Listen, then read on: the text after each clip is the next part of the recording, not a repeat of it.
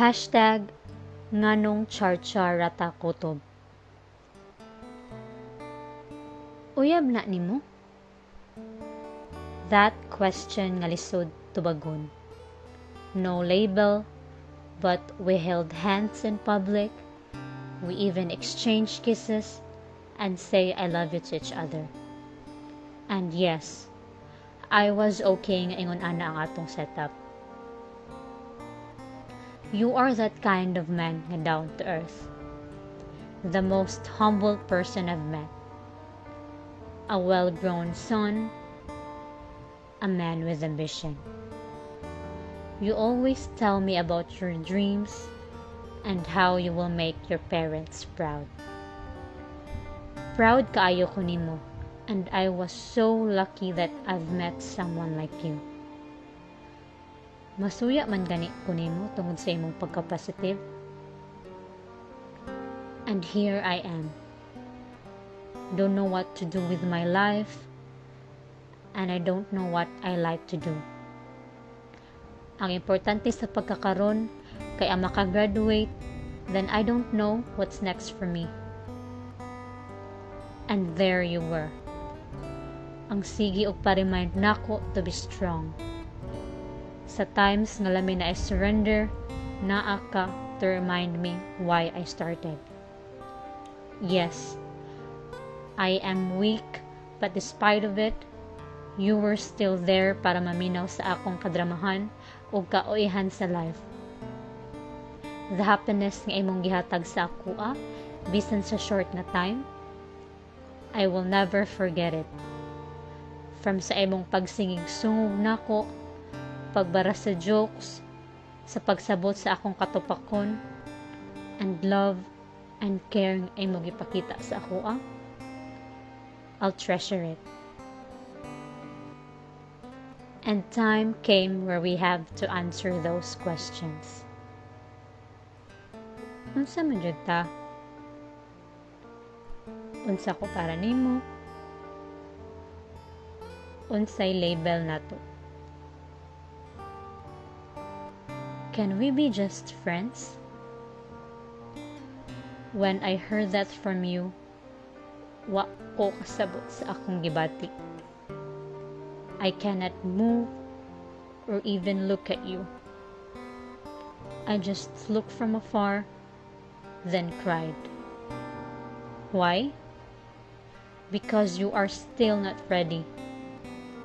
Not ready to open up your heart. Still not ready to love because you are still trapped from your past. Yes, I know you really tried your best, but I think I was just not enough to let you fix yourself for me. We decided to cut kung unsay naa nato.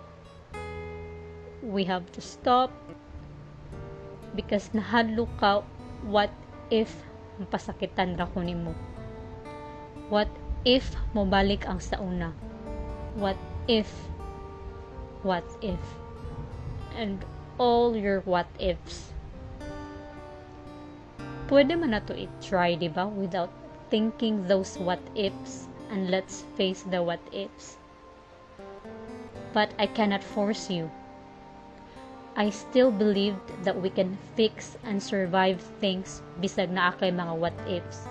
But for you, it was just thoughts with no hope. And you told me this.